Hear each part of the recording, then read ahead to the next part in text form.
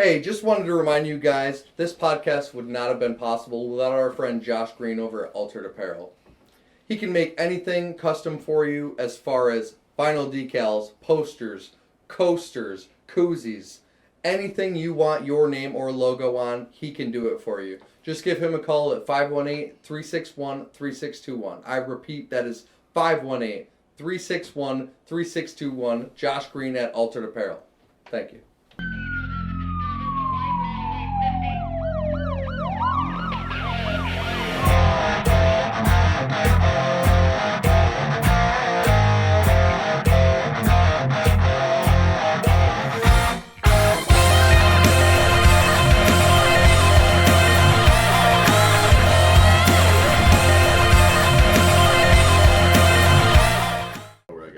I think I jacked it off of an ambulance. Are you saying you jacked off an ambulance? That's where it should start. Possibly. That's exactly the first opening line. I think that's the best. I think that's the best. That's the first question I've written down, actually. Have you jacked off an ambulance? All right. All that aside, hey, what's going on, guys? Welcome to episode 8 of Classless Bastards. Obviously, as always, I'm your daddy, I'm your captain, and joining me alongside tonight, my best friend Nick Bull, and making his way back to upstate New York for a 3-night appearance at the Lake George Beach Club, PJ motherfucking Ferguson. And to think, dude, 10 years ago, we met when I was wrestling for Bob Dykle at Whitehall. I had met our friend Curtis Parker, and at some point he had said something. He had said your name. The old band teacher Mark Pratt said, "Yeah, you might know PJ Ferguson," and I was like, "Who is this fucking PJ Ferguson?" And then one day you guys had like track practice right outside of the wrestling room, and then the connection was made, and then... Yeah, I don't even remember how all this happened, to be quite honest. I don't know. Bob Dykle is, he just retired. After all this time, the fucking silverback himself. Nick, oh my god, when Fort Ann School merged with Whitehall, we basically got a new coach in Bob Dykle. Bob Dykle is like, he's actually one of the most educated people I know. He's got like 4... The king of wrestling. Dude, and also the king of wrestling. Yes. He's got a lot of names, but the one everyone around me referred to him as was the Angry Silverback. Oh, okay. What was that, around our 10th or 11th grade? So that would have been like, what, 2011, 2012? This was our senior year at Fort Ann. Oh, okay. 2014. Yeah, well, 2013 into 14. Right. Yeah, and yeah, Bob Dykle. Big smart dude. Yeah, but always just... God, he never had a problem telling people he had 4 degrees. It's like, would you have a problem with it? And it's just weird to think. It's weird to see him as this big, intimidating presence as a wrestling coach, knowing that he's like a fucking biology teacher at Whitehall. Yeah. But yeah, dude, well, welcome back. I'm sorry your flight got delayed. I'm sorry that we have to do this at 3:30 in the morning, but no, I actually decided I was gonna come because we're doing it at 3:30 in the morning, because this is what it's all about. I think this is what it's all about. You know what I mean? Like, not enough people do this. I always think about, like, what if we didn't have to sleep? How much we would accomplish as a human race? We'd be on the moon. We'd be colonizing the moon. You know, you're actually not the first. I've heard a lot of people think of that. I'm thinking of that movie Limitless, where like that pill that makes you utilize 100% of your brain. But even before that, these guys in Colombia came up with something. And we'll talk about it after the podcast, but great reviews. Yeah, we were talking about the Limitless pill the other day, because I had a few ideas for that, but... I forget, what was the idea that stuck? What was maybe that would be for like, for our Patreon members. Yeah. Once we start a Patreon. Yeah, once we start a Patreon, and once we air all of the episodes that didn't make it this fucking far because we have bad friends. But yeah, dude, seriously, welcome back. And I haven't seen you since pre-COVID, dude. I don't think. It's been that long. Last time I saw you was probably 2 years ago when you were performing at that's Lake right. Yeah, Beach Club. That was post-COVID. And that was mid-COVID. Brett happened to make a surprise appearance on stage there. Yeah. Okay, so it was after COVID. It was after, yeah. Yeah, we did What's Up by the 4 Non Blondes. Of course, had to jam out our Roadhouse Blues. Oh, we always jam Roadhouse Blues. That was fun. I learned a very valuable lesson that day, and sometimes bass guitars have more than 4 strings. And yes. Jake Hyatt was trying so hard to like help me grasp that concept as I'm eating shit through what's going on. Yes. And he's just like looking at me like, the same way I would imagine my dad looks at me. Just a little bit of shame. A lot of, fuck it, I'm going to go grab a beer. I'm going to go grab a drink. Well, let me ask you, where is everybody in the band Highway 69 at this point? Well, let me put it this way. I've told the other two members of Highway 69 to never talk to me again. we had some controversy, so actually I think statute of limitations on one of them is up. This guy, Hopefully. this guy basically bullied me, and I didn't realize it because I just thought, hey, like, I'm the lightning rod for all of the jokes in the friend group, and I was getting a lot of shit for a woman who I had not dated in like 4 years, and they were still saying like, oh my god, remember how crazy she was? And it just got to me one night while we were playing like fucking like the newest Call of Duty online and the Xbox Live Party chat. I told everyone to fuck right off, and that was it. Yeah, that was it. I haven't talked to him since. And then the other was a more recent thing. That's a Patreon exclusive conversation because they are a very active member in the music industry for the Capital Region, and you know, if you know, you know, and if you don't, well, Patreon, baby. I don't think I know.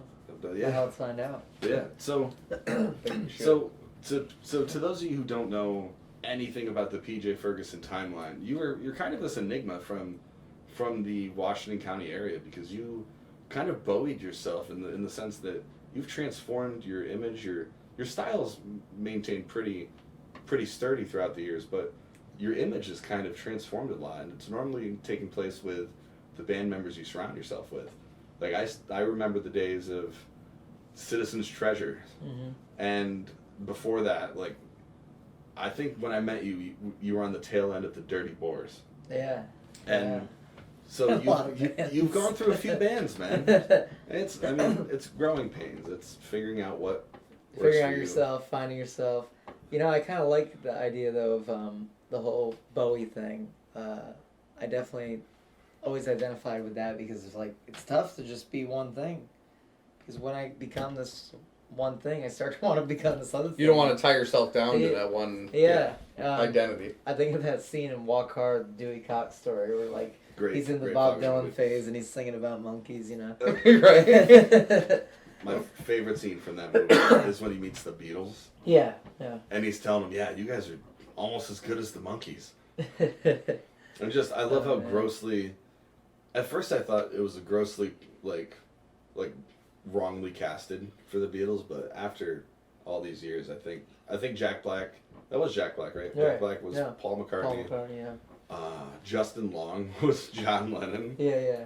The other two I don't remember, but dude, great fucking movie. I gotta rewatch that. I haven't watched a lot of good movies as of late. It's been Oppenheimer. Oh, I still haven't watched it yet. I know I'm gonna love it though. I'm hitting the Meg too. Hitting Meg too. Oh, Jason Statham's gonna save us all from a prehistoric shark. Dude, Jason Statham's the man. Sharks are my biggest fear, which makes it also my biggest interest. You know? Do you go into the ocean a lot though? No. Do you not go into the ocean because of sharks? I wouldn't go deep, that's for sure. Right. Okay, but hey, you're at least willing to get your feet wet with it. No Yes. pun intended. But megalodon's even interesting more because. Do you think they're really extinct? Absolutely, because what would something Sharks? that big eat? Even if they eat a shark, it's Great. talking 40, blue 50 whales. feet. That's fucking huge. They're big. Yeah. Yeah, and they're not eating krill, you know. You'd have to eat a fuck ton of krill to get your nutritional value. My biggest problem is that with how deep the ocean is and how unexplored the ocean is, even more than the land that we have. I mean, we're still finding species of fish and I mean, giant squids. I mean, certain people still don't even believe in giant squids, even though we've gotten some massive ones. I think there is a possibility for almost anything in the ocean, especially even possibly megalodons. I hope, but man, I hope there's one in there. I'd like to see one just kicking around. But it's like the World War II veteran of megalodons. It's probably at the bottom. I think even in the movie it says they go to the Mariana Trench or whatever. And sure, but how would something that massive survive down there? What food source would be down there for it to survive? I agree with you. I don't know. All the other things. It could be. Down there. It could be. Dude. But I surely hope so. And I hope one surfaces.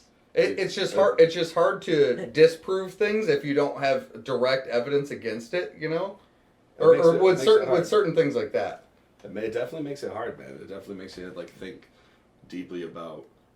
Because I mean, by that logic, anything can exist if there isn't any proof against it other than no one seeing it or no one. Right. Yeah, but that's exciting though, man. Because if it means that a megalodon exists, who's to say there isn't a fucking woolly mammoth kicking it around? Who's to say that maybe that guy from Jurassic Park was really onto something? Right. I mean, I hope not. I saw the movie. That didn't end well, but There are still certain land animals that we can't prove or disprove. Like there's I was watching a documentary about this one wild cat that's like a mix between a panther and I can't remember, some other smaller cat, but it's got the length of the tail was in conversation about it when they were watching like these weird videos. And the problem is all of those videos of those species that we don't know if they exist are all like grainy. They're all weird. It's like so I mean, that's you're from a huge Whitehall, problem. Man. You've with read it about Bigfoot. Bigfoot. You your can whole life. shoot 4K on an iPhone. You know, I mean, what do you? Why are we getting these grainy ass? But have videos? you seen the Patterson footage? No. Dude, the Patterson footage is the most. It's seen by like Bigfoot believers to be the most credible piece of video evidence that. And I mean, correct me if I'm wrong, but it is Patterson footage, right? Like that it's a I weird have no family. clue. I personally don't believe in Bigfoot. Dude, Oh, I don't believe in Bigfoot either. You might actually. We would have had one. exile We would have had the one title down for in a good. lab by now. Dude, I actually will someone- say, you want a little controversy piece to run with? Oh, I'm ready Please, for it. I'm ready. No, I can't say. No, do it. No, Yes. come on, come on, we're friends here.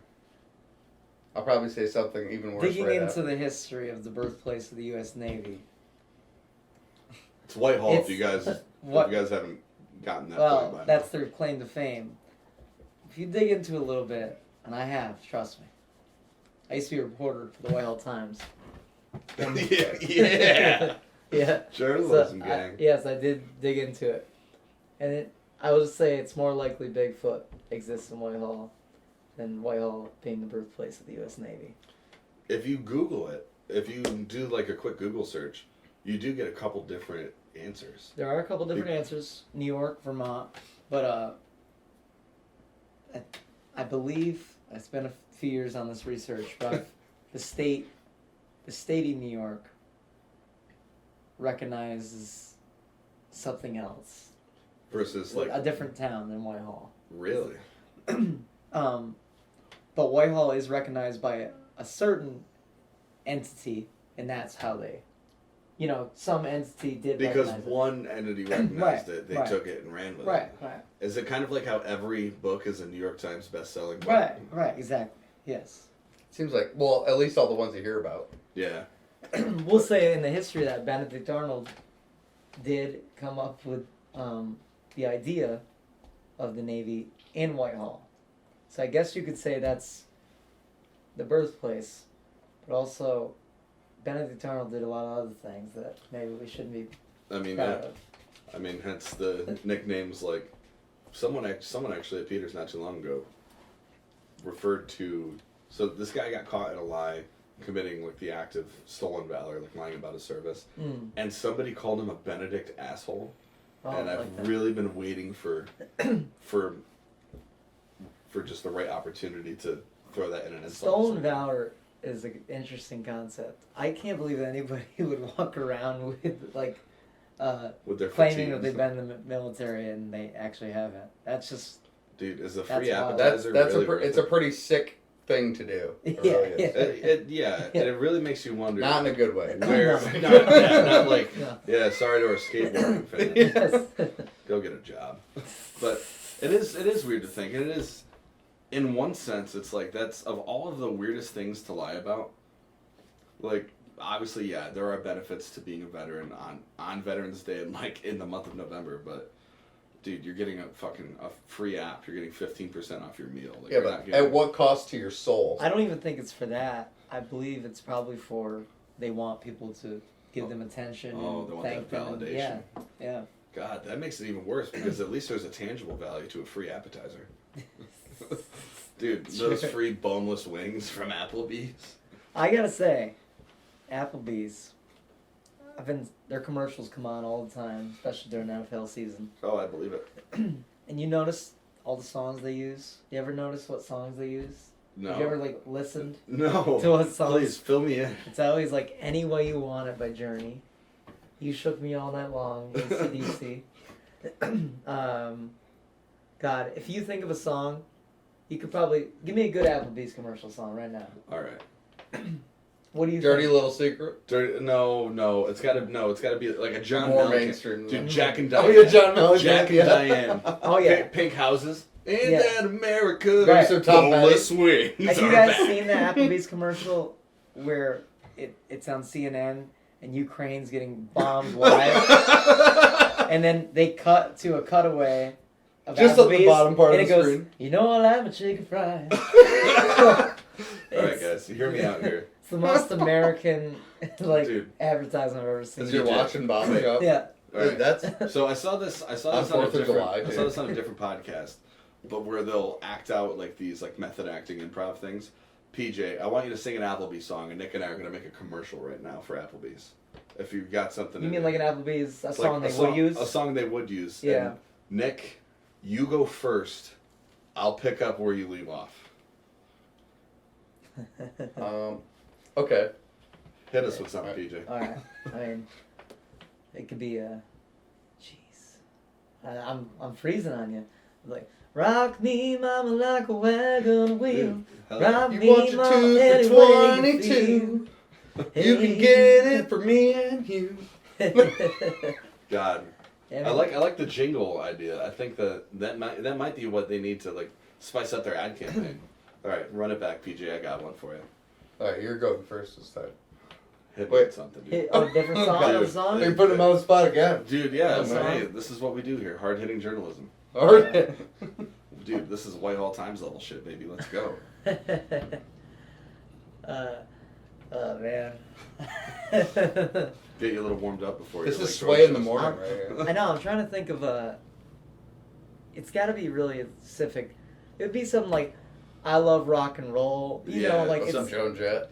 A super generic. super generic. I bet it's got to be top. of the Joker Steve generic. Miller Band. I feel like the Yeah. instrumental for that, or like that guitar squeal in there. And I'm free. I'm Yeah. free falling. You know. 2 for 1 margaritas are back at Applebee's. Buy one, get one free. Applebee's, the official chain restaurant of drunk driving. Oh man. I haven't been Drunk to driving and Applebee's. Tom Petty. Drunk driving and Tom Petty. I wrote R.I.P. off- Tom Petty, by the way. Absolutely. No, Tom Petty. I miss Tom Petty. Tom Petty was a real one. He was, Real dude. one. He was. Real tunes. Yeah, Real music. absolutely. Like when I think of Americana, like Tom Petty is one of the artists I think of. I mean, if Like- I was gonna take one person's catalog, if I could take somebody's and steal it as my own, just one person you had to pick. It'd be Tom Petty. Yeah, absolutely. I mean, that catalog is just Oh, dude, it's massive. great tunes, Massive. and it's hit after hit. Only other people I can think of there would be like Bob Dylan. Bruce Yeah. Springsteen. Bruce Yeah. Springsteen. Which I fucking hate Springsteen, but I will concede, Homeboy had volumes of work. Mm-hmm. Like Bob Dylan and Bruce Springsteen actually are both in a similar interview because they're big fans of each other. Is that they've both written and produced so many songs that when certain people ask to cover songs, they have to stop and think if they what song they're talking about. Right, right. And that's Am I a going to level- ruin my career by trying to cover the song? Alright. It's like, oh, am I going to ruin my career because someone covered the song I wrote in 1957 when I was Robert Zimmerman? And Springsteen, you know, he does. I've never been to one of his shows, but he puts on a 3-4 hour, you know, puts it all out there kind of show, which is cool. Paul McCartney's doing the same thing, and he's 80. Dude, yeah, they're not hanging it up, and there's a crazy amount to the ones who didn't die between the ages of like 27 and 40. They're still cranking them out until they fall, like until they collapse for good, and like, Are the Stones still together? Yeah. well, they are. That's The crazy. drummer just Charlie died. Watts died this Yeah, year. yeah. Charlie Watts, yeah, Mick Jagger still looks like Mick Jagger, and yeah. He still like has. Same way he did 50 years ago. Still has, still just signing away $1 million checks every time he gets an "I'm pregnant" text. well, I don't have any problem with any of those acts going as long as they want to, really. Yeah. But here's where I go into the problem: when you get a band like Leonard Skinner, who literally died 40 years ago, Yeah, and, and this then still going. yeah. Then they'll do a farewell tour, and then still go. Yeah. And then Foreigner, who's got 0 original members left. Yeah. It's Yeah, just At that point, it's not the band anymore. no. Yeah, It's it's making money off the With the name, name, at that yeah. point. Yeah. It's like there's an adage about it. Like if you're a ship that goes out to sea and you swap out every piece of wood on, eventually is it the same ship when it goes back to shore. Right. Which I don't know. I didn't realize that all of Foreigner's original members were gone. But granted, I No, could tell they're you, not dead, but they're just not in not the band, yeah. right. But I could not name 5 Foreigner songs. That'd be close. Yes, you could. Probably less than 10 though. Definitely. Hot Blooded, Head Games. I Want to Know What Love Is, only because of Good Luck Chuck. Great movie. Really the pinnacle of Dane Cook's god awful acting career.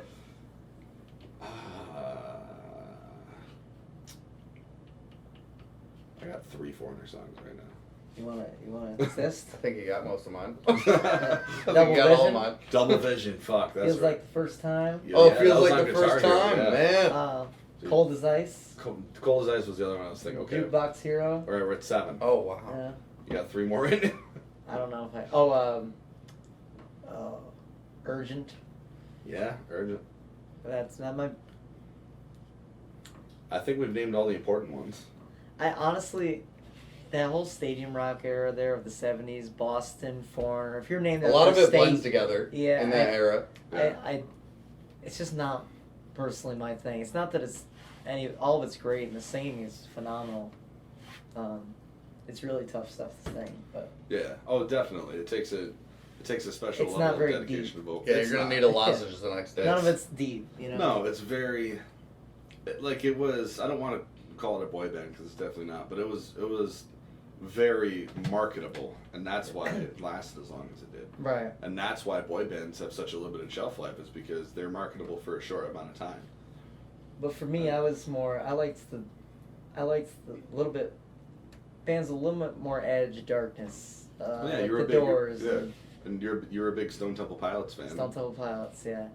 You know, you should get a clip. That'd be too much. Jamie, can you pull this up? Yeah. Yeah. What are we Say- pulling up? What are we pulling up? Because you gotta see this. I could break this down for you. All right, Jamie. Wait, All hang right. on, Jamie. What am I looking up? STP. Phoenix. 2008.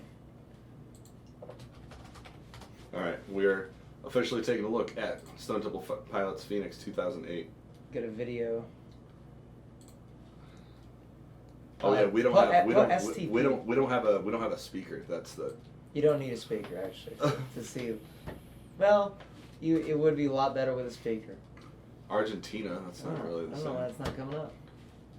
Dude, the default YouTube and video algorithm on Yeah, any search engine is it's really ridiculous. makes it not fun. Dude, yeah, 1 in 4. Phoenix How is come one of. He types in STP and like not. There's only Yeah, one STP. But clip. no, but there is the third result is a fucking news piece on how 1 in 4 houses, 1 in 4 like homeowners in Phoenix are going to be undergoing the same crash that we experienced in 2008. So that's an exciting thing to just look forward to.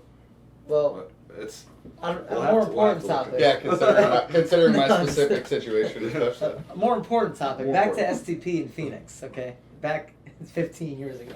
This is more pressing. Okay. get with the times. We only have so much time for this 15-year-old video. No. Yes.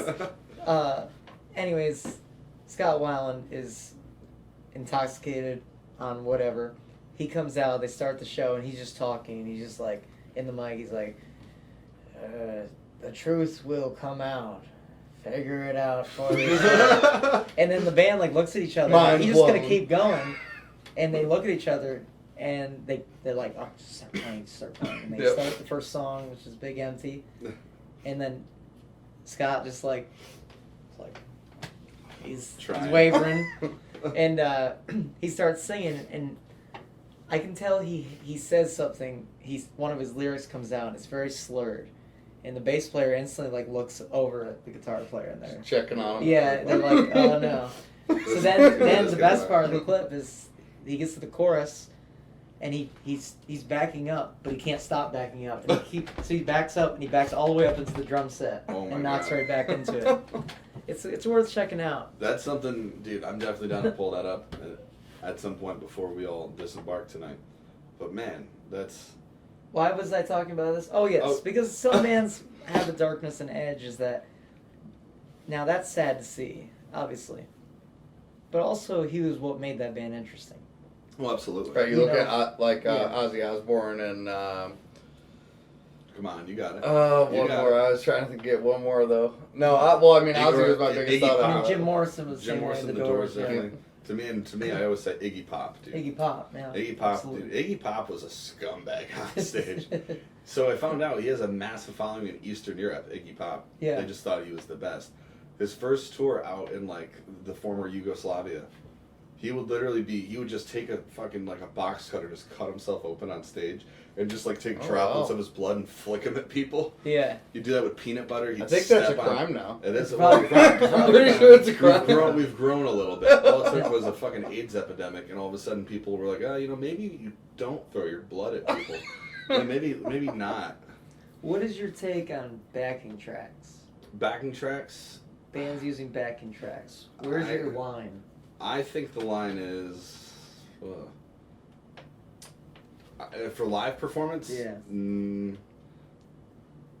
If you have, I don't know, maybe like, I guess like a Beatles thing where because they have some tracks that they had. I think it was Elmore James who was doing keys in the back, and obviously he's not available for everything. But if they're doing a live show where they need that part and it's a crucial part, sure. But even then, I'm not. Generally, it's negative, but I could be swayed under the right circumstances. Yeah. Now, what is backing track? It's obviously not using samples. It's got to be a different thing. So, what is backing track? Backing tracks would be like running. A lot of bands use it for backing vocals. So Motley Crue is a good example. They've used backing tracks for like 30 years. Like as they're live performing. Right. So you Okay. take a song like "Girls, Girls, Girls," right? Motley Crue, and that chorus was like "Girls." Yeah, girls, obviously, girls." if they're gonna be singing those high notes that whole time, their throat's gonna be. Well, it's not even Awful that. It's to outfit. give the chorus more oomph. Oh, And okay. just the singer Give some more singing it. depth to it. Yeah. And really, the other guys in the band really don't sing, so it gives it that depth. I mean, if they're not covering the verses and everything like that, if the verses are natural, I get having some backup in the chorus. I really don't. I don't see a problem with that. And a majority of artists, I would say nowadays, do that. Yeah, I would say so too. Some bands are even going to where like the lead vocal is, and that to me, that's probably the line right Yeah. there. Is when the lead vocal is completely tracked. It's not even a live show anymore. Yeah, Actually, then maybe it it's- should be litigated. Yeah, You know? because then It's I a mean, yeah, false I think that's advertising. Yeah, that's- I mean, it's almost crossing the line of lip syncing. Obviously, you're not lip syncing, but it's like But you're how much basically of the really show doing- are you really paying for versus what you could buy from their From- I like pre-recorded the tracks. idea of yeah. it you know? being printed on a ticket. This is not a live performance. It Or, be or, like- so, or Yeah. something like Yeah. a modified live performance or backing something. I tracks act are that like gonna be explains they it. used. even give tickets like that anymore. I haven't seen a Well, ticket like that in because like physical 5 tickets years. don't Yeah. exist anymore. Yeah, It's which is very, unfortunate. It's hard, dude. Because, dude, I don't know about you. I still have all of my stubs from all the years in a shoebox in my mom's house, like, because it was cool to have that physical item after the show, and now Ticketmaster just gives you like you get a QR code on your app, and like that's. I went to a few Dead and Company shows this year, and I can tell you, LiveNation has every piece figured out of how to profit from you. Every Yeah, piece. Oh, absolutely. definitely. They've engineered the shit yeah, out of this. Yeah, absolutely. It's funny thing is, I remember during COVID they took away the chairs, like you couldn't did. bring in chairs anymore because, it wasn't Lord knows, are they disinfected? right. So but then years later they're like, we still can't bring in the chairs, But we have. but a we chair have chairs rental. inside for you can rent. $10 Right. person Yeah. rent. Yeah, To rent, yeah, you don't get to keep. Yeah. dude. We're gonna take them back. We'll I disinfect saw them so and when rerun them. someone out. went to see Goose at SPAC. At this point, it was an awesome show. Really. Yeah. Like I feel terrible because the night before I was up all night doing video work, and it was the second show I'd been to at SPAC so far. It was the one I was really looking forward to, and well, Papa Bear just was up way too fucking late. My fiance woke me up to be like, "Hey, we're still going to this, right?" Like, oh yeah, Yeah. that's part of the plan.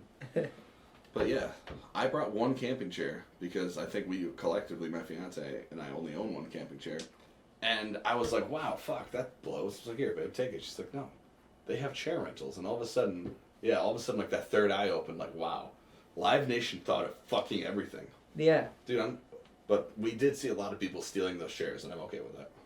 Yeah, definitely. I mean, How much do you think it costs for them to pay for them? you want to... Shares probably fucking $17. You want to hear how horrible they have it planned out? I talked to somebody who was doing the vending, selling the beer.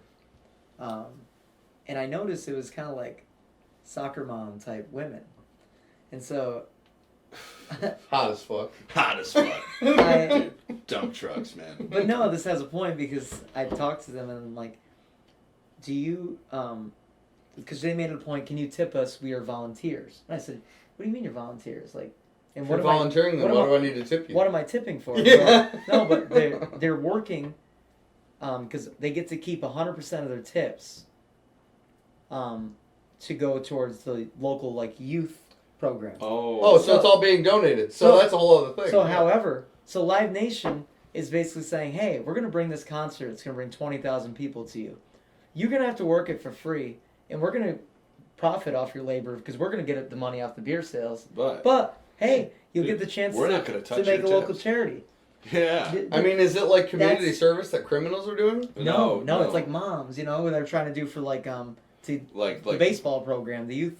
Not criminal moms? I No, just don't no, understand no, why they it's- wouldn't be paid for it. That's crazy. that God. That is Because you know that because they you have know a that chance to make you could make a ton of money for your for your cause. your cause, but it's exploitation at the end of the day, really. Yeah, it definitely is, LiveNation. yeah. Because I bet LiveNation isn't matching a single dollar of that tip. No. You know, Which that would make it worth it if they Yeah. were getting the volunteers and not paying them, but also matching the contributions at least to a certain percentage. Right. Then it would make sense for them to do that. But Yeah, but the Maybe last not. time LiveNation actually spent money. they're charging $22 for a tall boy. Yeah, dude, 26. I mean, tell me they're not making a Dude, little money off of that. For when we went to see Bill Burr last summer, we got certain cocktails. They give you like that free like shitty plastic shaker, and if you're an aspiring bartender like your boy, you're like, oh, I can pay $3 extra for this plastic Yeah, shaker. it's like $22, Dude, we have- $25 for a margarita with a Dude, shaker. yeah.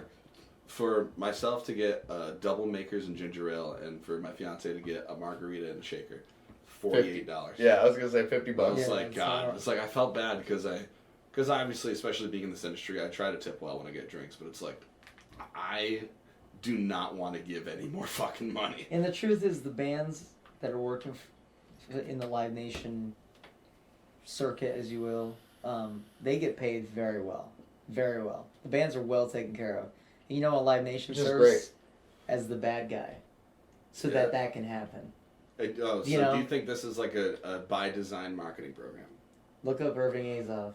Lauren's gonna laugh when she hears that name. Irving Azoff. Yeah. Sounds like a communist writer from like 1848. No, he just is the mastermind of this whole Live Nation thing. Oh, is he was a high used to ranking be the head- member? He used to be the head of it. He manages the Eagles and Dead and Company and John Mayer. Oh and, wow. You know. All the ones Wow. that sell out every Yes. fucking place they go to. Yes. Yeah, SPAC. They actually, for when Dead and Company came, they took Sunday night pictures from Grateful Dead in '83 and then Dead and Company in 2023, and the crowdedness was basically on par. Even though Grateful Dead actually oversold so fucking bad, they set an attendance record that'll never ever be matched yeah. because of laws now and policy, like saying that we can't have this many fucking people. And in a similar vein to Fish at the Glens Falls Civic Center, I think SPAC was caught their pants down and they did not know what the hell to do. And Yeah. but I don't know. I didn't get to see Dead and Company because by the time I was aware of what was going on, resale tickets were already like through the fucking roof. Yeah. Well, that's to me the easiest fix of all this, and this is the scummiest part of it. Is the resale industry? Yeah, it could easily be capped that, hey, if you buy a ticket for this price, it cannot be resold over this price. Yeah. Period. Legally. Period. Legally. Just, no, that's what it legally Right, shouldn't. yeah. Probably shouldn't be. You could say, is it free market? But at the same time, it's so abused. It makes it. Yeah. It's free market, but under so many different contract. I mean, that's rules like if and laws. somebody Yeah. then can go to So- the grocery store and buy all the food and then sell it to everybody outside for a higher price. It's not right, right? And I think that does bring up a very important You know? conversation. Is there has to be a line. Absolutely. And yes, it is by default, as it currently stands right now, the resale and scalping industry is an example of the free market. And I generally am in favor of the free market, but Same. sometimes, but if instead of the governing body, in this case, say LiveNation, throwing the rules down and setting the tone and making the taste for what's going on, but now it's fucking Ticket Geek or fucking StubHub or whatever. They're the Right. You're just, even though you're still under the laws of the free market, you're trading in your ruling body for another just by. I think this is the difference between legality and morality. Absolutely. Oh yeah, definitely.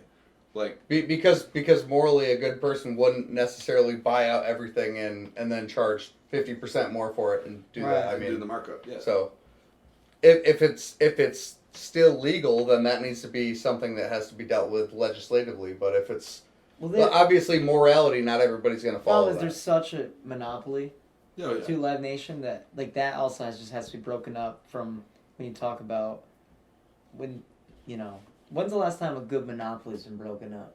You know, I feel like it's been a. They're trying to make Microsoft a monopoly based on them buying. They bought Bethesda and now they're trying to buy Activision Blizzard right now, which would give them Call of Duty and a lot of major video games, and not only in the U.S. but also in Europe. Those companies are trying to stop that deal from going through. And there are antitrust Microsoft laws has in the book, but yeah, and exactly, like legally as it currently stands right now, Microsoft isn't breaking the law until charges are pressed.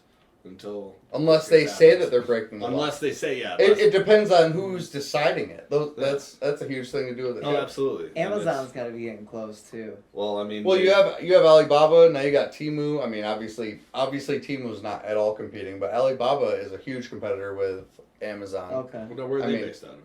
China. Oh, right. But honestly, where's Amazon based out of?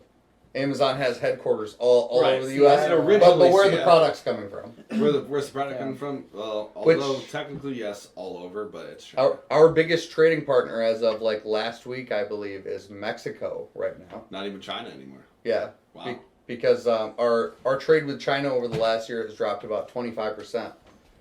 I feel like maybe it's because I was stuck in an airport for. Dude, that's why we're not trading with the motherfuckers. We're stuck in a fucking airport. I realized I forgot a pair of headphones, and I'm like, well, I guess I'm going without. You buy the shittiest pair of headphones at the airport for $30. Yeah, they want, not only that, they want $30.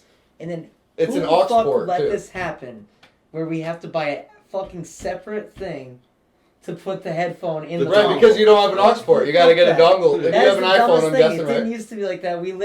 They found something to make a product that had no need to be product. Right. Yeah. Which you can get cheap Bluetooth headphones at Walmart for like $10, $15. Yeah. But not at the airport. No. Definitely not at the airport. But laws don't exist in airports aside from don't say bomb. Like, it's like international waters. Today, you did? I did. You know what I said? I said, because You Can Call Me Out by Paul Simon came on, and I'm like, man, this is a bomb track. And all of a sudden, this is a bomb track. Swarm! Get him! Check the Tennessee Titans out. Speaking of bomb tracks, I hear you're performing at Lake George Beach Club over this weekend. Yes. What, dude? Great. Why do you think I keep them around, man? Okay. Yes. Playing with the new band. Yeah. PJ Ferguson, the Tennessee Strange 6-piece band. We're gonna have this little saxophone. Dude, yeah, we were listening to it on the way. That was the first thing I heard. I was like, ooh, I picked up on that saxophone in there too. Which obviously I had the lyrics before that, but then once the instrumental part, I'm a big instrumental guy. So once the instruments came in, I was like, ooh, I love that sax. It just gets you in the groove of it and everything. Yeah, we just put some music out last Tuesday, so 7 days ago. Yeah. And it was a live recording we did in the studio. We did 2 new original songs. They're out. There's video with them. Got the whole thing videoed. We did it to tape, like really old school, analog. Really? Yeah. Now, what studio are you going through down in Nashville? Well, this session was done in a place called Bomb Shelter. back to the bomb. Oh, Back what a to- segue. What a Yes. segue. And you know, it has that retro vibe. They did Alabama Shakes did some work there. Really? Okay. Yeah. Okay, so they got some sheepskin. Yes. And it was a cool, as you can see in the video, it just kind of fits the vibe of what I'm going for with the band. But we also recorded some tracks at a different studio called Battle Tapes. I don't know why everything's about fighting, you know, but I'm really amped up right now. Dude, yeah, I'm but I'm fucking. we did those more animated like right traditional studio tracks, you know. These were done live, and that I would say that's what I wanted to be the introduction to this band. Like, here's what we sound like. This is what we look like. Yeah. Am I wrong to say that you seem happier with That's fine. with what you're doing right now? Oh, absolutely. Just you seem like happier overall as a person with what I see in your productions. Absolutely, because well, you know, when you're in a band, you've been in a I've band. technically been in a band. Have you been in a band before? You played? Yes, see, technically. Less than technically, not technically. So We had a name. it's always tough. Oh yeah, you guys were in a band together. Yeah, the Scorchers, dude. Okay. We had no original tracks. Collectively, we owned one acoustic guitar. We played no shows. I still have 2 electric guitars. I'm just not Well- really good at playing them. As you know, it's always hard to get everybody on the same page with everything. There's Even so even many, the scheduling. Dude, yeah. even scheduling down to logo, down to type of music, down to how you're gonna release the music, down, and all that shit ends up just bogging down. And then months, years of your life can go by, and you're like, I've done nothing. Yeah. You know? It's hard. It's hard when you're not really when you're Yeah. not producing anything. So me, I really all I like is music, and football, and politics. WWE. And Got well, some WWE, wrestling, got yes. some wrestling. So, yeah. but it's like, so I put a lot of time and focus on music, so I'm always wanting to do more. And like right now, hey, if you wanted to write a song right now, let's write one. You know, 4 a.m. I don't care. Fuck, dude. I knew we were missing something. But, you know, everybody else, they might put music on a different priority level in their life. That's completely fine, but when then you have to share decisions with those people, that's what makes it tough, you know? Right. So now I'm in fully control of, hey, I want to go record this song, we're going to go record this song. Yeah, no, it seems like Yeah. you guys, obviously having only met one other member, Jesse Hyatt, but I mean, for one, you guys are boys at this point. But Yeah. having not met the rest of the band, it seems like you guys are on a very similar wavelength for how you want Yeah, to we're a bunch go of about hippies, this. man. That's what we are. Well, and honestly, you specifically seem to have an amazing creative talent. Like, and any group that I've seen you join or create with other people seems to just produce an amazing amount of content. Well, I mean, and which it's super impressive because like it's original song after original song, weekly or even more often than that. It's super impressive, honestly. Well, I appreciate that. See, I'm always feeling like I don't put out enough. So that's what drives me, but that's a cool perspective. that just goes to show for the type of person you are because even doing that amount of work, you're always still thinking, you're always still It's trying to come always up the with next more. plateau. That's what, Yeah. you know what I mean? Like you're trying, yeah. Sometimes, finally, I think I finally took a look back, and it's because somebody was having a conversation with me last time I was at the Beach Club, which was in February. Right. And we usually do it about twice a year. We come out Yeah. Winter Carnival and then a summer, Yeah. 3 or 4 shows each. And sometimes that can feel like you're kind of doing the same thing. Definitely. You play in the same place, a lot of the same people, but there's always new faces. But I was talking to someone I knew, and they're like, do you realize how far you've come? Like, even if you stopped right now, look back at where you started and where you are in this moment, and that you should be proud. And I finally thought about it. I'm like, yeah, I played pumpkin patches, and I played funerals, and I played the local park, Played just in the setting back up of- my played stuff. in the you know? back of a Right. boat. Yeah, like stuff like that. Where making no money, I started out playing for free at Wing Night at Big G's every Wednesday. All right. A lot of the bars I played are closed. You know what I mean? Like they're no longer businesses. It's hard to look back at those what seem like small experiences, but all that builds up to where you've Dude, gotten yeah. to today. I mean, Yeah. dude, like we were saying earlier, you are. I mean, I hope that track record doesn't continue, but dude, you're playing at fucking Kid Rock's bar now, man. Yeah, I'm not where I want to be. I'm not sure I'll ever be where I want to be, but that's what's always going to move me forward. But when I look back, I think it's a very realize, healthy wow, mindset. I'm way better off. Yeah. Those aspirations are what keep you growing. Yeah. Dude. Kid Rock's bar. I did play with Kid Rock.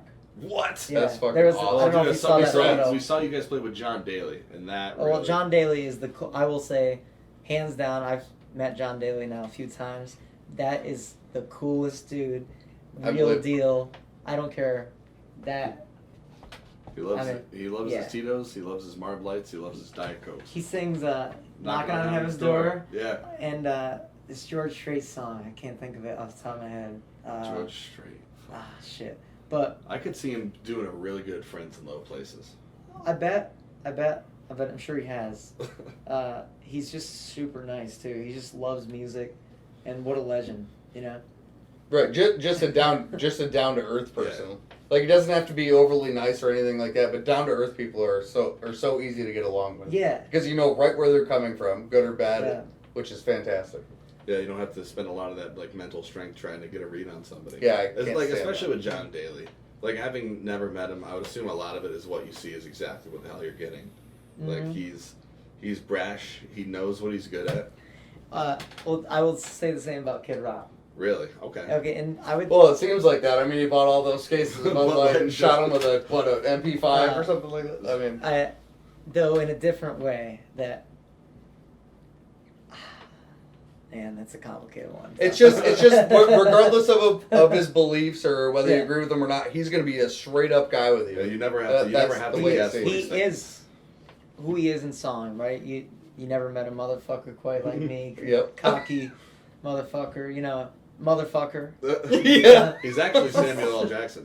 Yes, that is him, man. That's him. Because some people might think he's putting on a front to market to an audience. Because some people do. Some artists are like that, Absolutely. where they're not who they are, present themselves to be. And I kind of thought that about him prior to meeting him, and then meeting him, I realized, oh no.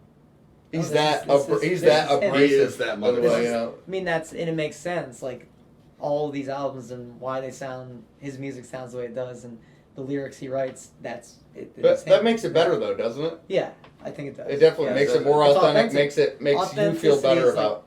That's why I did the Live at the Bomb Shelter thing, with doing it live to tape. Music's losing authenticity. Well, exactly. That's what we're talking about, the backing tracks. It's losing authenticity. It seems like the most genuine way you can take music in now is still, I mean, can't even say in a concert setting anymore because backing tracks exist. Dude, it's bars. It's like bars and low-level music festivals. Mm-hmm. Like, for when you're getting those bands who don't have the budget for backing tracks, and you get the people who just, I don't know, who are still in it for the right reasons and didn't sell out on a crazy corporate level that I can't even comprehend. Like, when that is still kind of like the status quo of what's going on, like, you're in a good place, but it really isn't anymore. And actually, to bring that point back you made earlier, maybe there should be, like, it does seem like it is a litigation-worthy issue. Like, maybe there should be some kind of disclaimer, even if it's not on the fucking ticket when you buy it. If it's on the website, if it's on the Ticketmaster, LiveNation, any of those websites when you're buying a ticket, like, just a quick one of those like footnotes at the bottom. Hey, just so you know, bands on this bill have been known to use backing tracks. So although this is technically considered a live performance, not all parts of it are going to be live. And yeah, like, you need that genuine, like, when I go to see a good band, like, the music is great. I love when bands do good. Yeah. But it's about it's about being able to witness that performance. Mm-hmm. And, like, because music is still a performative art, and it always will be. Yeah. And I think that is what's missing. I think that's the soul of the music industry that's kind of on its way out right now. And that's why I like live to tape, is because, yes, it is still done in a semi-studio setting, but you're capturing the performance. It'll never be exactly like that. Never again. Right. That's what every live performance will be different in that way. I plan on recording multiple versions of the same song, basically, of that style. That's what a lot of bands, Grateful Dead. Everyone has their favorite version of, Brown Eyed Women. Somebody will say, Right, live this from version, whatever yeah. year. Yeah, whatever venue. it's got to be Hampton, '88. Yeah, yeah. But and- that's valid because they are all different in a way. There's a Yeah. different vibe, a different feel that the band's gonna have, and also that the people in the audience are gonna have. So the whole Right. thing could be completely different. And so that's what I'm really looking forward to. Like, I don't think one recording has to define a song, and music's kind of moved away from that since the '70s, definitely. But that doesn't mean it's not on its way back. Coming made full circle to something like that again. Because I heard something today. I heard a Jonas Brothers tune on the radio, and I was just thinking, oh my God, I know how they wrote this song. First of all, I think it's called Sucker or something. I don't know for sure. I couldn't tell you how the tune goes.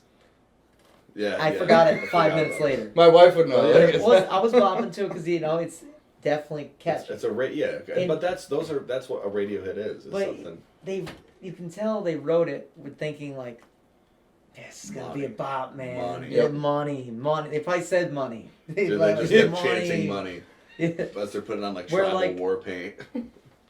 Then the next song on was I Want It That Way. But I Want It That Way, while it's in the That's same NSYNC, vein, right? right? Yeah. It's a Backstreet Boys. boy Oh, band. Backstreet. It's definitely a product more than it is, I would say, an art, right? Yeah. Piece of art. It still had, but it had more. It's like this is unforgettable for some reason.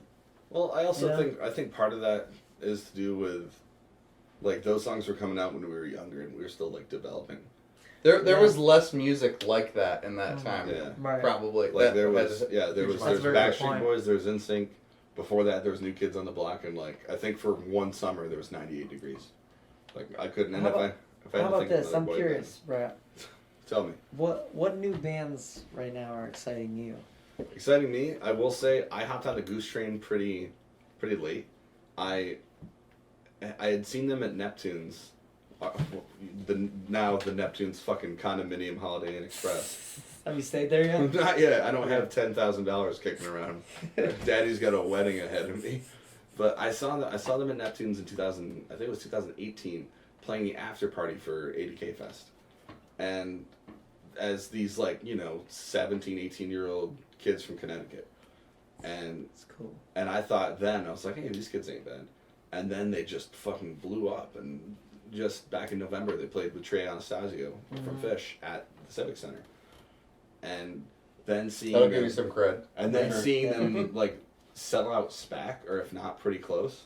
Like there were over 20,000 bodies at that That's Goose so show. cool.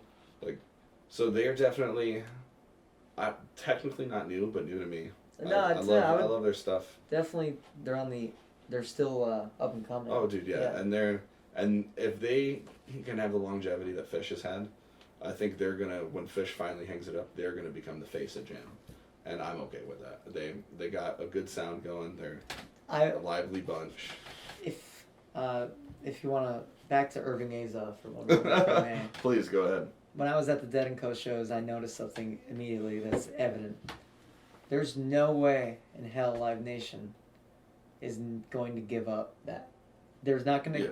25,000 people paying over $100 a ticket and all that merchandise and beer sales, Yeah. they're not going to give that up.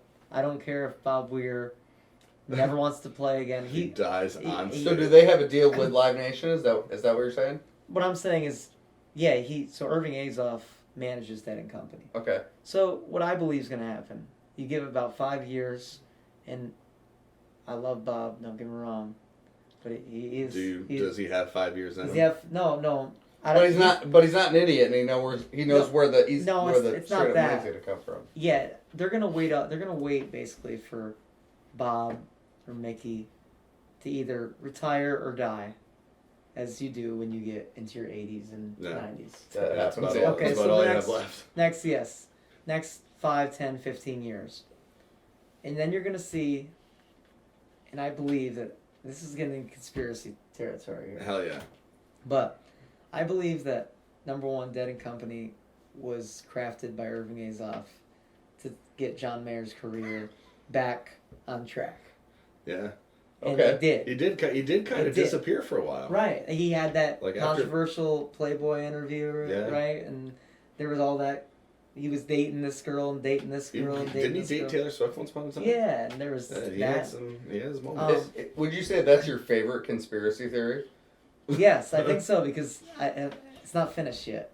I'm still working on it. They got his it got his career back on track. It gave him credibility to people that might have written him off as a pop artist. Yeah. You know, so he already has the pop audience. They didn't go away, but then he also got this Grateful Dead, this cred from, you know, a band from the '60s and '70s. That so now this sets up John Mayer's career to be playing stadiums over the next 20 years of his life. Decades, yeah. Right. Yeah. Yeah. And because now he's got multiple fan bases he's tapping into. Without even putting out any more original music, he Yes. still has that guarantee for decades. And on top of that, I think once the other members of the Dead are dead, you will find that this little entity called Uncle John's Band will appear, named after a popular Grateful Dead song. John Mayer will be leading it, and he'll have his band of... John Mayer will never die. He'll have O'Teal with him. O'Teal or, you know, whoever, and Jay Lane, and... then, like, Bob Weir Jr. Whatever. Billy Strings, maybe. Dude, Billy Strings. I could see Billy Strings doing that, too. I feel like you told me about Billy Strings. Billy Strings is awesome. Maybe J-Rad. Dude, this is all feasible. Hell, I wouldn't even be surprised if they fucking abducted a member of Twiddle for it. The money is just undeniably so high of how much they were making with Dead and Company. LiveNation's not supposed to be like, oh yeah, let's just throw that out the window and never do that again. No. If they have any pull in it, they're going to put more and more money into it to make it happen. And I don't think John Mayer is going to be the guy who's going to be like, nah. Well, because as you said, even besides the ticket sales, the amount of money that Live Nation charges for things inside the gate is just wild. They have. Well, it's a monopoly. You go in there with your lawn seats. If they don't sell the inside seats, they're like, "Oh, we'll upgrade your ticket. We'll upgrade your ticket for you. So pay us a little more money." What were you saying about Goose leading the jam band scene? No, I think it's going to continue to be the Dead for the next 20 years. I really do.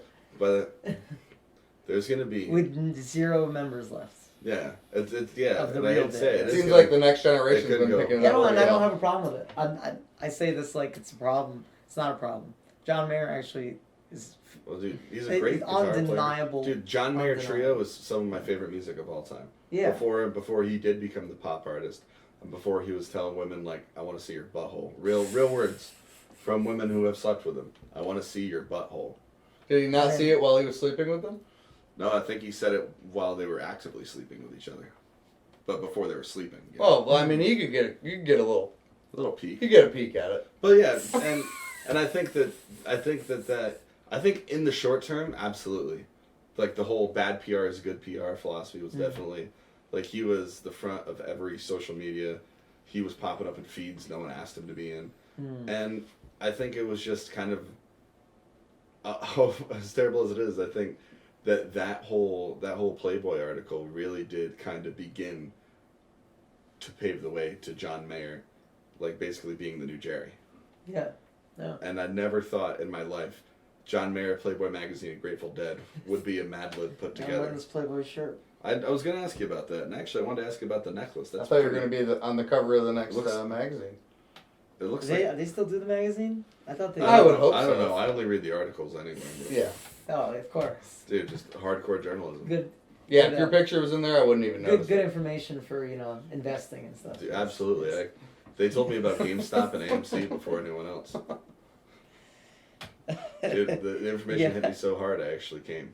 I got this in the lot at Dead Show in Atlanta. Nice. Oh, nice. What's the stone in the middle? Do you know? No. It might be a marble. It's something. It might. It looks cool. It looks like leather made on the outside or wood. It looks like it's wood. It looks like like laser etched wood. It's wood. Dude, that is pretty dope. Yeah, it's pretty cool. I like it. I love that little economy they have going there. You know. Yeah, the shakedown street. The shakedown dude. street. It is a very. Dude, it all started so cool. with $1 grilled cheeses, Like, Yeah. so roadies, yeah, so obviously I probably told you this before, but like prime, like dead touring days where people would be roadieing like bastards, they would stock up on bread, butter, and cheese, and they do $1 grilled cheeses, sell enough grilled cheeses to put enough gas in their car to buy tickets to the next one. And then to buy more bread and cheese and butter. And they would keep going, and Dude, you can't knock the hustle. Yeah. My bandmates, Tommy and Brandon, who are brothers, guitar and bass, they knew a guy they went to school with who did the lot this year. Yep. And he was playing on the lot. It was awesome. I was talking to him about it, and Oh, dude, I bet. he was actually making some decent money, like just putting out his guitar case. Yeah. People throwing money in. Well, you get such great interactions. I feel like with those more organic, like one-on-one personal kind of shows like that. Yeah, and especially and something about even I gotta give little hometown USA credit. Glens Falls during the Trey Anastasio and Goose show back in November had the most adorable shakedown street I've ever been on. It was behind the bullpen. It was behind bullpen and JP's. Oh, It was God. in the fucking parking lot, and it was in the old 42 degrees vacated building. And there was literally just there was this an Asian family with a cardboard, like on the back of a beer box, cardboard sign and Sharpie. PBR $5. Shot of Jameson. What a deal! Shot of Jameson. Shot of Jameson. $6. Can you get like a 12-pack of PBR for like $8 or $10? Yeah, yeah, and then they still send you a $10 rebate. It's don't get me wrong. I drank a lot of PBR in college. It was actually voted the official beer of Plattsburgh State for a very long time. I have no ill. What an honor. Remember we visited you up in Plattsburgh? Oh my God! Yeah, this was during you were playing a flak jacket She show. went another band I was in. Dude, yeah, God, we'll have to. I could probably name more of your bands than I can foreigner songs. But dude, yeah. That's true. So my sophomore year, my old roommate had moved out. It was like 3 weeks into the semester. My roommate moved out because I snored so fucking loud, and he wanted to get a dorm. He wanted to get a dorm on the same floor as his girlfriend at the time. So they just left, and I was like, dude, I have a whole dorm to myself. And I was So like, much room for Oh, activities. man. literally. So I brought up my Nintendo 64, my old TV, and then I tried sneaking into the monopole, but they carded me, and obviously I'm 19, it doesn't really work well. So I tried saying, oh, I'm here to sell merchandise for Joe Mansman, because Joe Mansman was the headlining act that night, I believe. And so I believe, Flak Jacket, that was you, Jesse, Jake, and then their dad. Yeah. Yeah, and so the dad and then his wife or girlfriend stayed at a hotel. I was like, come on, guys, just stay at my dorm. I have 2 beds. And we ended up, and it turned into us playing fucking Raw is War on the Nintendo 64 Yeah. for like an hour. At one point, one of the band members, who I won't name, went on Tinder and was trying to find someone to fuck. Actually, you came up to me and you're like, hey, come on, we're getting the big man laid tonight. I was like, all right. So we went Making it happen. So, no, we didn't go on Tinder. There was this app at the time called Yik Yak, which was basically... Oh, yeah, you can ask random questions to people around you. It you. was anonymous Twitter. Yep. So we see a post like, hey, looking to suck some dick tonight. And we're like, hey, come on, dude. You want something, let's go. He's like, all right. So they tell us the dorm. I think it was Kent Hall. So literally the next dorm over from mine. And we will all walk over there like we're hyping him up like it's Rocky climbing the fucking steps in Philly. Mike Tyson walks up the stairs. Dude, Yeah. and as we get there, after numbers were exchanged on Yik Yak, he gets a text. I hope it's not a problem that I'm a dude. No dicks were sucked that night. Oh, Okay, his dick wasn't sucked that night. And then after that, at the time Jesse was smoking cigarettes, and I didn't have a lighter. My lighter died. So we were trying to come up with a way to light a cigarette. And we settled with Stovetop. lighting it on the stovetop inside with all the smoke detectors and sprinting. And run, yeah. And sprinting Oh, yeah. outside. Yeah. Hell yeah. God, I miss Plattsburgh every fucking day. Because there's no other city in upstate New York that you could have it as ridiculous of moments happen and come out relatively unscathed. Yeah. Dude, I was feral, man. No, you just think of how many moments now that you're like, wow, yeah, that really could have went bad. Yeah. Well, like the time Corey and I hiked a mountain, got to the top of Prospect, packed a bowl, went to light it, and neither of us had a lighter because we left it in the car. Smoked a bowl before we got there, and then we hiked the mountain. We got to the top of the mountain, and neither of us had a lighter. So and it was all just families running around with their golden retrievers So you can't ask somebody and their for a lighter. 3-year-olds. Yeah, might seem It's weird. a tragic story. Yeah. Tragic. yeah, that's. But those are the moments that build you, that build your personal character, give you that edge that you need to not be a fucking NPC in the game of life. Yeah. Sometimes you need to hike a mountain without a lighter to realize how important a lighter is to you. Sometimes you need to be in your flak jackets and your citizens' treasures and your dirty boars and your hasty page. Yeah. Second switch. Yeah. Yeah, you definitely know more band names than the Foreigner songs. Fuck. And then I can't think of any others up until Tennessee Strange. Obviously PJ Duo, but I'm thinking when I think of full bands, yeah, Hasty Page, Second Switch, Flak Jacket, Citizen's Treasure, Tennessee Strange, Dirty Boars. Dirty Boars. Yes, they were at 6. What other ones did I get them all? I think I got them all, dude. I mean, Northern Runaways. No, fuck, I forgot. Yeah, the original Tennessee band. Yes. I think that was what you were in when I first saw you perform. Yeah. Yep. Yeah, That was yeah, like that my was last 2 years band. ago, My last 2021. band, Yeah. Yep. So yeah, seven bands, 3 Foreigner songs. I guess you could say I'm a fan. I appreciate it. Man. But We're so. it's part of the reason I knew I had to come on, even though it was 3 a.m. and I've been in Oh, the yeah. airport for 12 hours. what would you say is your overall vibe now of the band that you're in? If you could give a couple words to it, nothing like. Yeah, I think a little more jammy. I wouldn't say we're a jam band, but we definitely Got do some jam. elements. Okay. Yeah. Definitely groovy, retro. Groovy, I like that. Well, I mean, dude, looking at the poster, I did get a very retro vibe. Yeah, a little psychedelic, a little. Just a touch. Yeah. Just enough for flavor. Yeah. Yeah. I'm- That's it. That's a good start. I've also been loving the videos you've been putting up of like either when you're just coming up to a song or like an original recording of a song when it'll just be you and one or two other guys and you'll just be like live recording it right for a YouTube video, not like live obviously, but live to tape essentially. Oh yeah. And just Yeah. like how raw it is, and you guys will just come in and do it.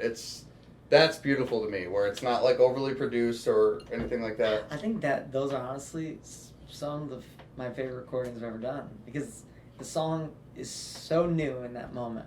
It's so raw. You just yeah. worked it out basically Yeah. to the point. Like you might have had parts of the song, but you just worked it out with the Yeah. guys, and you're recording it that night, and that's the newest and freshest that song will ever feel. You'll never feel that way ever again. Right, you'll never get that Yeah. feeling from It's recording like, it. and on the same token, it's like listening to a song for the first time. Mm-hmm. Like the first time you Right. really hear it.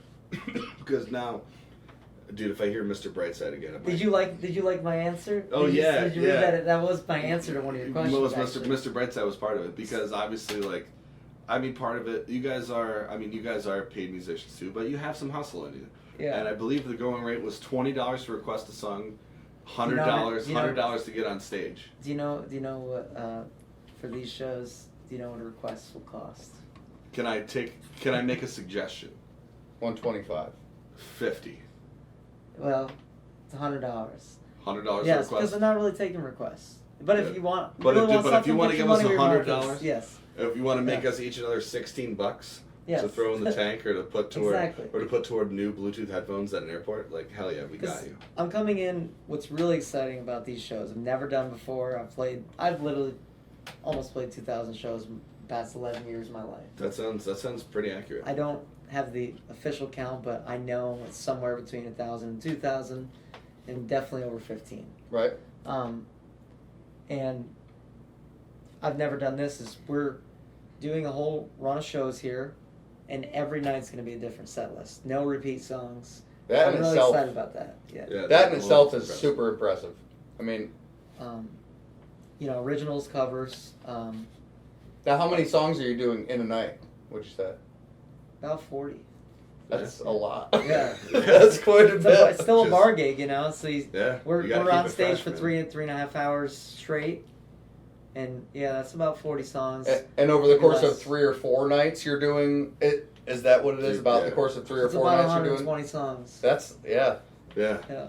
I can only imagine how big that cache is of songs you have at the ready. I mean, to be able to bust out 100, 120, 140 songs a week. Oh, You must have probably at there's least a lot of 200 spare songs. You must we have cut like down, 200 on back order. Well, the way I like approaching the set list for here is I realize it's a bar gig, so at a bar gig you got to make your bar patrons happy. You got to make it a party. So you have your more generic covers. Let's say your American Girl, Tom Petty, where hey, great tune, but it's everybody plays it. Yeah, that's for the old folks. You got your originals.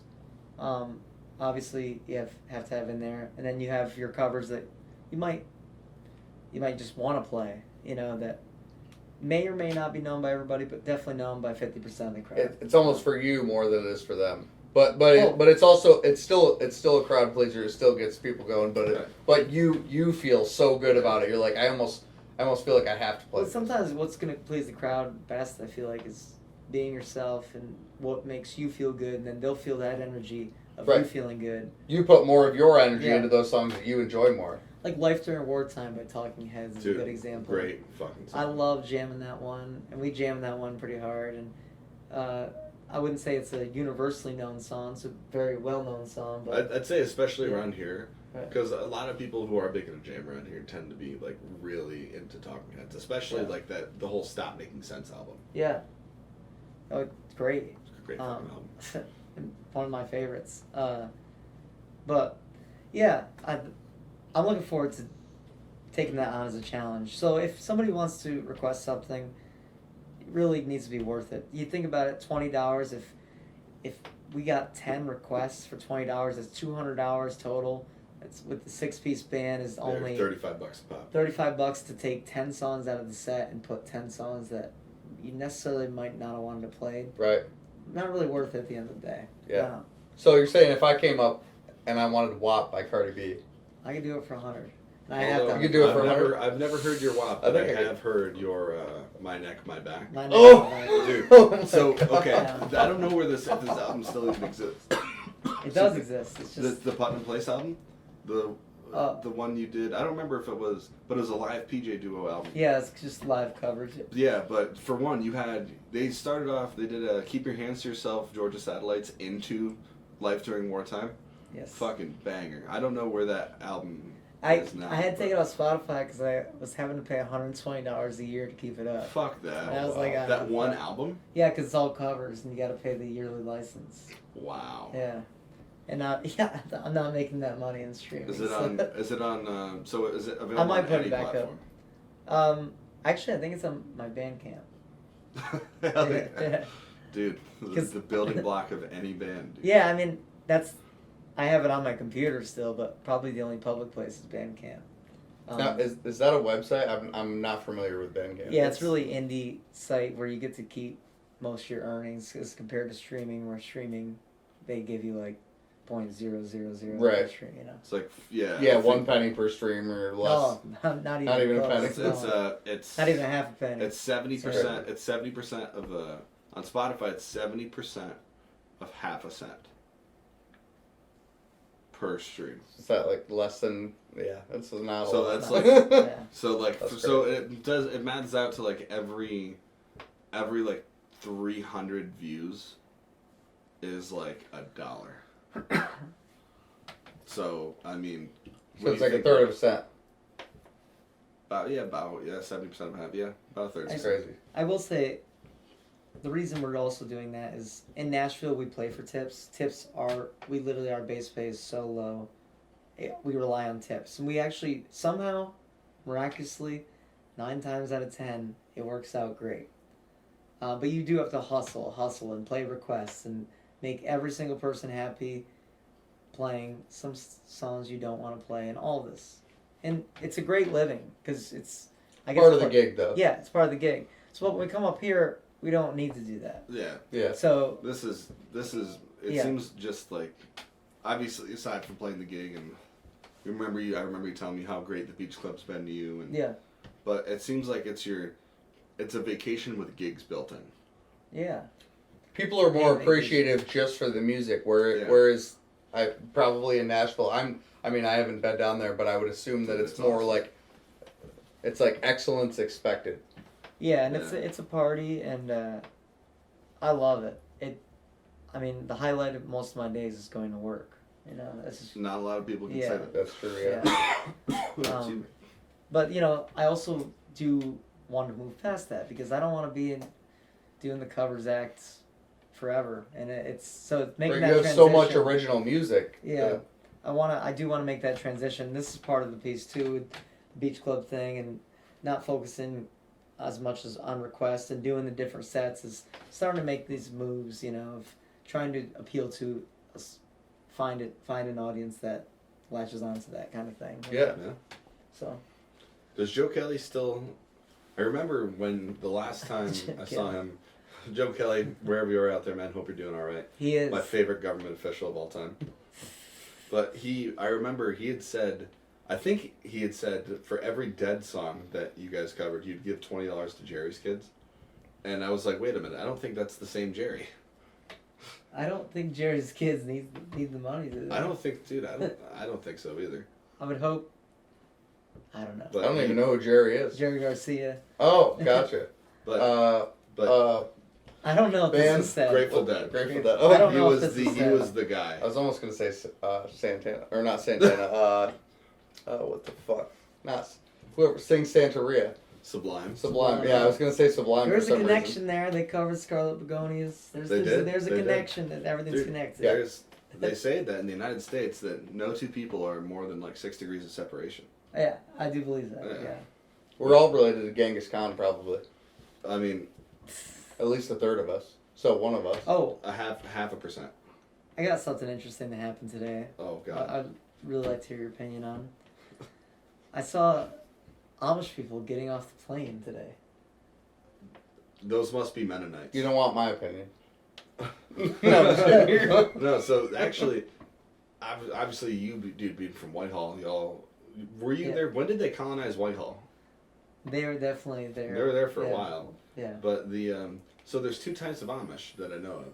There's the Mennonites. Those are the ones that can use technology in ways that like it's a utility as opposed to like a pleasure thing.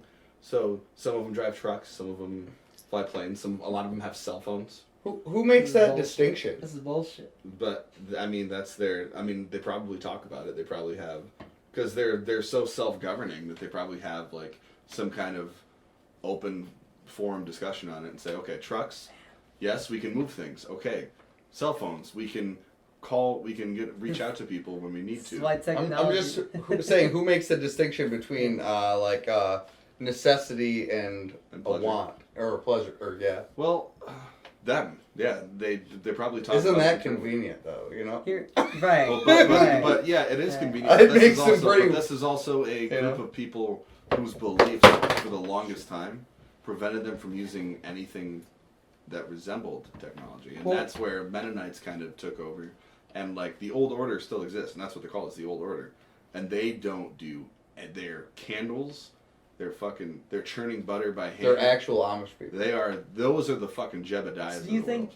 Do you think what happened, how the Amish community exists, is basically one day they saw technology advancing the Industrial Revolution, right? And they're just like, nah, we ain't going there. No. That's how it really had to start, right? It must have. It must have been a group of people, kind of like, maybe when the internet came out, there's still a group of people, I'm sure, that don't use the internet, but like, nah, I ain't touching that. You could say the same about smartphones. You could say the same about... Yeah, my mom has a flip phone. Yeah. But she uses an iPad, the Amish but she's like, I don't want it with me all the time. They chose that when electricity was invented. Right. Yeah. They were the original, like, no, this is getting too wacky out there. Yeah, this is too far. Yeah, I think if you're allowed to decide, like, what type of electricity or what forms of electricity are good for you and which aren't. I mean, like, you might as well just be any kind of other normal person. Like, all of us do that on a daily basis, too. Like, some people don't even use microwaves nowadays, but they'll use every other Right. form of electric. I had light bulbs and everything like that, but they're like, oh, I don't like microwaves dude, because it's they mess up my definitely- like, food. It's definitely, there's probably a very like weird like conundrum to it, sure, but the only thing I wish they'd improve on is like just use dirt roads and not Route 4. I think that would go a long way. I think that would go toward like public opinion on them jumping up a little bit. Because hey, their furniture awesome. Their jellies, jams, and pies. Their electric wood stoves, fantastic. Their electric wood stoves that they build by hand. They build by hand. That dude. Okay. Listen. So was your question on the Amish people on the airplane? Like, what was your question exactly? My question is, yeah, it seems to me that you're either all in or you're not, you know? And I think, absolutely, and I think that's why the old order still exists. But why even do it at that point? I think if you're not all in, you shouldn't be able to call yourself Amish. Well, they don't. They call themselves Mennonites. At the same time, what are they even doing? Is that an Amish denomination, though? Not. I would have to look that up to double check, but I think they separate themselves from the old order Amish. So they're just dressing that way then for fun. Possibly. Cosplaying. I mean, yeah. Cosplay. I mean, really. Yeah. You could say the same about anyone else from any culture ever. You could say You could say the same thing about weird women that dress like it's Halloween, even when it's not.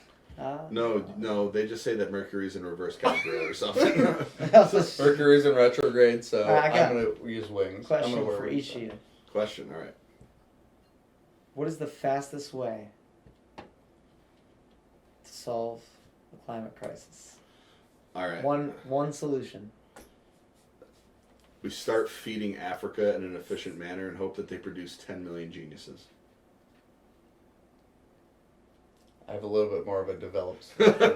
Hey, he said one solution. I think that's the clearest I can be in the fields where it's possible. So the climate crisis is a cyclical matter that will, even if all humans died right now, the global temperature would keep increasing to a point where it would get hotter than it should. Ocean levels would rise. Blah blah blah. But also, I think the biggest problem is that they're focusing too much on carbon, whereas methane production is actually 80 times worse for where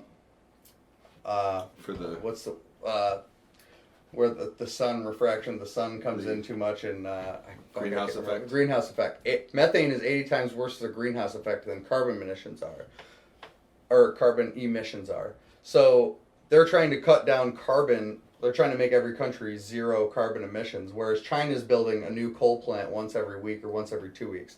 So the solution is not to cut down carbon emissions. I think the solution is adaptation. Yeah. I think that is the only reasonable solution given the way that we operate as humans. Well, yeah. I mean, that's worked historically. And it's decreased human deaths due to climate related crises by hundreds or possibly 1,000% over the last 100 years.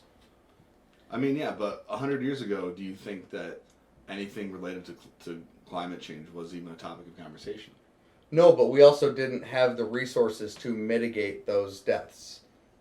Such as after Katrina, there were huge levees built in Louisiana, I believe. There are all these ways to mitigate that.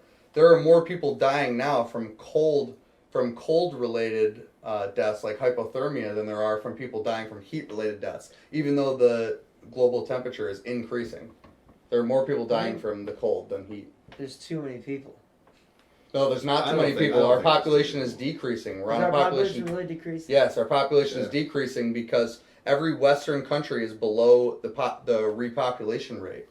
The repopulation rate should be over a 2, and every Western country besides, I believe, Israel, there might be 1 or 2 more that are above a 2. Yeah, but every other country is below like the 1.4s. And China is having a huge crisis because they had a one-child policy for the longest time, and now many of their men are sterile, and on top of that, their population has been decreasing over the last few years. So, if you're a man in China, if you can find a partner, because the population, there's about... It's 30, like 2 to 1 men. There's 30% more men in China than there are women. Right. Like, Yeah. I forget what that exact number would math out It's like to. 1.5, But it was 1.5 men to it was women. getting so bad for the longest time that in the about 5 or 6 years into the one-child policy, like infant age baby girls were being kidnapped to be like raised alongside like someone's like equally infant son. or even being and trafficked disposed of. Yeah. I'd hate to say that. I say that in the nicest way, but during the one-child policy, if you would have had a female child, then they would have been.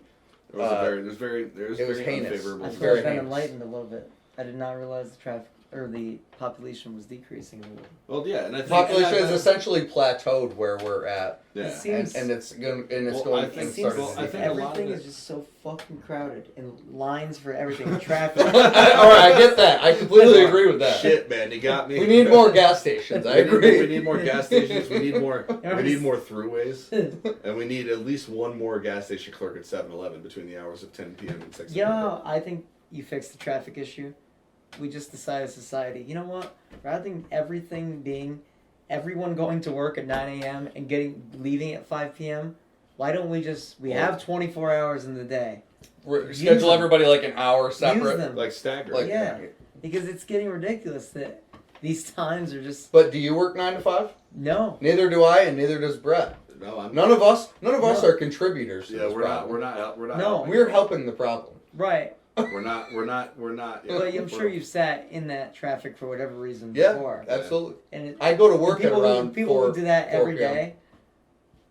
How much life is being wasted? If I'm on the clock, I'm not concerned about it. But that Yeah. is a statistic. That is a statistic worth diving into and trying to figure out. Like, especially if you commute to work, and I think the average commute for people who are in like a white collar position is like 45 minutes, because you know, to have something that matches your skill set, that matches the salarial needs you need, like you're around here, dude.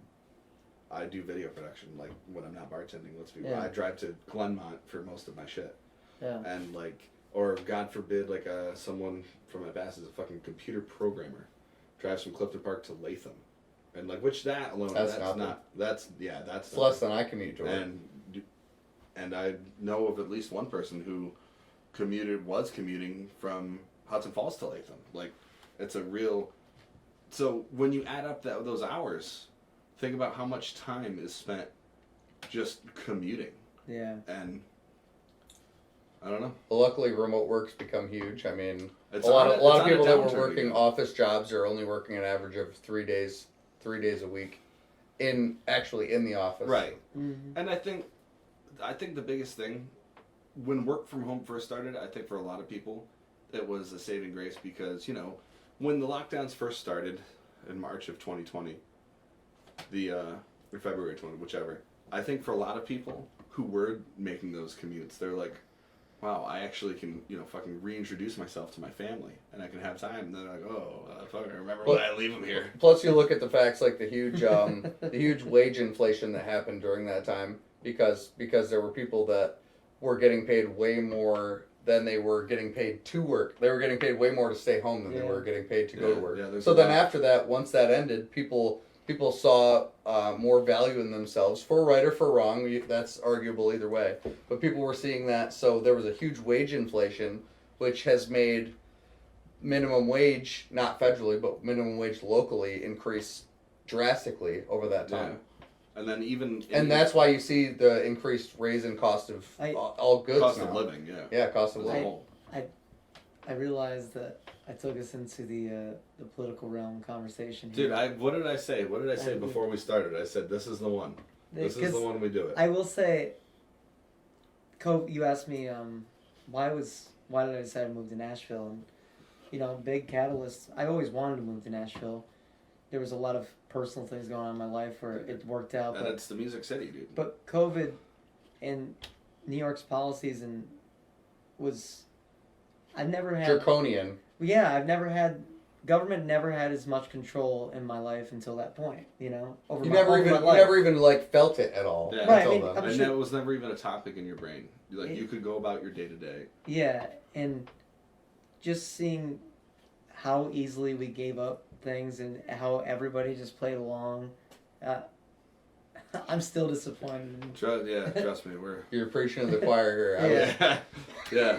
I just think Trust like, me. do people still think that they were safe when they were eating chicken wings at the bar, but then when they stood up, they had to put their mask on? Dude, so Like, funny As long as you put your mask on between bites and you chewed with your mask on, you were fine. So funny you say that. So Peter's Pub, my fucking near and dear to my heart, the first bar to ever give me a chance behind the bar. Before I started working there, I only visited like twice during COVID, like during the peak of lockdowns and restrictions. Because for one, I mean, fuck wearing a mask while trying to drink. But, dude, we had, rumor has it, that there was one hot dog being passed around on camera just so people, because in order to be there, you had to eat. Yeah, they were Listen, I COVID spent wieners. a lot of time at Peter's during COVID, and I can tell you why. It's because they didn't enforce a mask policy. It wasn't because of the tasty hot dogs? We were a little lax. And the only bar in Glens Falls that was even more lax was, to the surprise Messy? of nobody, was Messy House. Which, I mean, I remember going there and... It's kind of in the name, though, isn't it? Is the Messy Well, House actually, still a well, thing? Yeah. It's still Yeah, alive. Well, but the Messy House isn't its real name. That's its nickname. It's called the Messenger House. That's way less fitting. Yeah. It's It's like certainly a- messy, and it barely would qualify as a house. No, it might It qualify. has a kitchenette with Tony's Pizzas in a small, tiny freezer. So I went remember there- walking in. Sorry, go ahead. Oh yeah, I remember. So, week after the lockdowns began, I was like, "Fuck, I want to go to a bar so bad." Messy House was the only. I didn't have a mask on me. I was like, but I took the risk. If there's any bar in Glens Falls that does not give a shit about the mandates, it's Messy House. I walk in, not a single person has a mask on. I'm like, No. we're good. But I go there and God, he just passed. And I can't think of his fucking name. Bob, the owner? No, he's still alive. Oh, thank He God. was the big guy. And it's killing me that I can't think of his name because he came to Peter's a couple times and he had substance abuse problems, but he bartended at Messy House and he was actually by all accounts. Oh, really yes, good. yes. Joe something. Augustine. Joe Augustine, Augie. But Augie, before I had seen him at Peter's a couple times. Him and this woman would like split a pitcher, be real nice, cordial, and all that, and then they'd just leave. I remember going in during COVID. Yeah, for one, just super happy that I didn't have to wear a mask. But they're like, "Hey, buddy, just so you know, you have to buy food in order to be here." And I was like, ugh. Oh. So They have a kitchen? no, Oh, but they had have like a toaster but they or a have- microwave. Yeah. One no, of the two. but they had lunch meats. And They had little pizzas too, didn't they? then during COVID, they just 86'd all that and just went with, all right, we're gonna ride on the technical side of this. You have to buy food to be here. I was like, all right, I need a twist of tea. Like, okay, but you have to buy a sandwich first. You remember It was Cuomo's rules, right? A soup sandwich. is not a meal. Chicken wings are not a meal. A sandwich is a meal. But a sandwich is a meal, yeah. So now imagine a triangle half cut turkey and cheese From Messy House. in fucking Oh.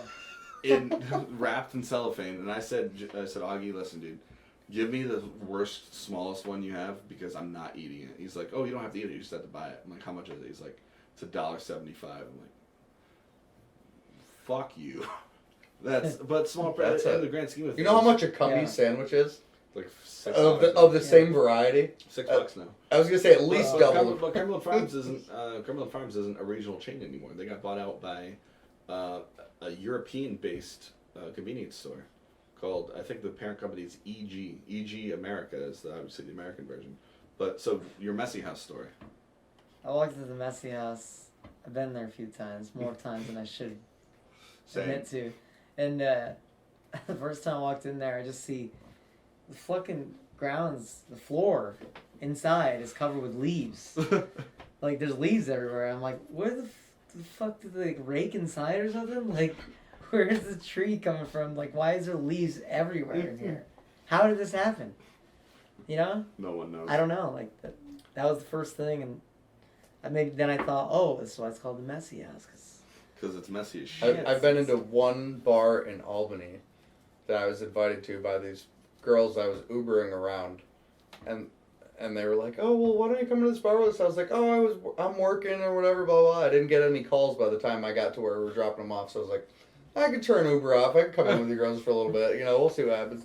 I go into this random bar in Albany. I don't even remember the name of it, but there's broken beer bottles all all on the ground, but they were all like pushed towards the side. like the main like floor where you'd walk around wasn't terrible, but broken bottles all over the edges. And there was a fight probably within like 10 minutes of me being Oh there. yeah. Business as usual after that. Yep.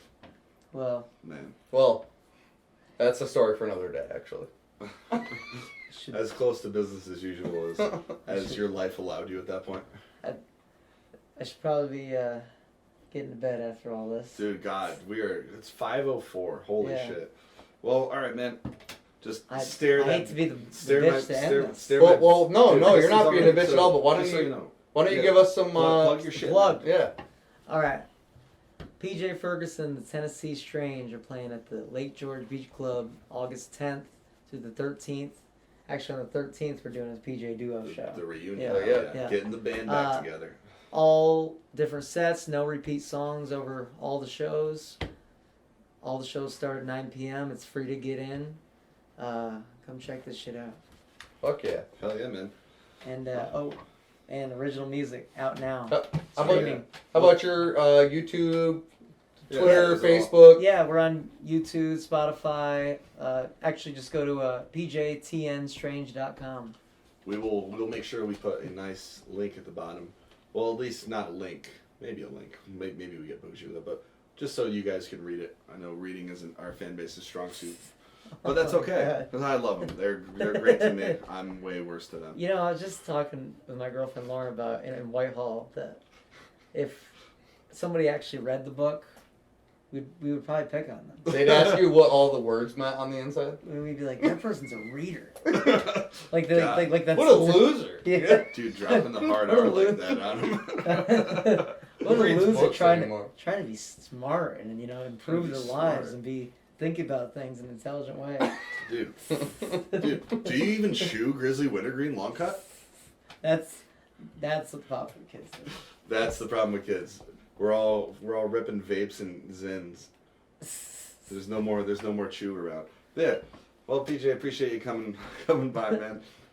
And for all of you, thank you for tuning in to another just riveting, honestly, really fun episode. The longest episode we've had. Now we're an hour and 36 in. The longest running Classless Bastards episode so far. And oh yeah, to cut this, just to restart all that in a sec. Mirth Films. We're actually going to be shooting the August 12th show. And you will be able to see that on the PJ Ferguson Tennessee Strange YouTube channel once I'm done editing it. Doug Quimby and I are going to be at the helm, and I may or may not be playing a song on stage with them. Who knows? Let it roll, baby. And, all right, we're done now. Thanks, guys. Love you. Now, as always, Nick, what do we do? Smoke 'em if you got them. Smoke 'em if you got 'em, and drink till they're pretty.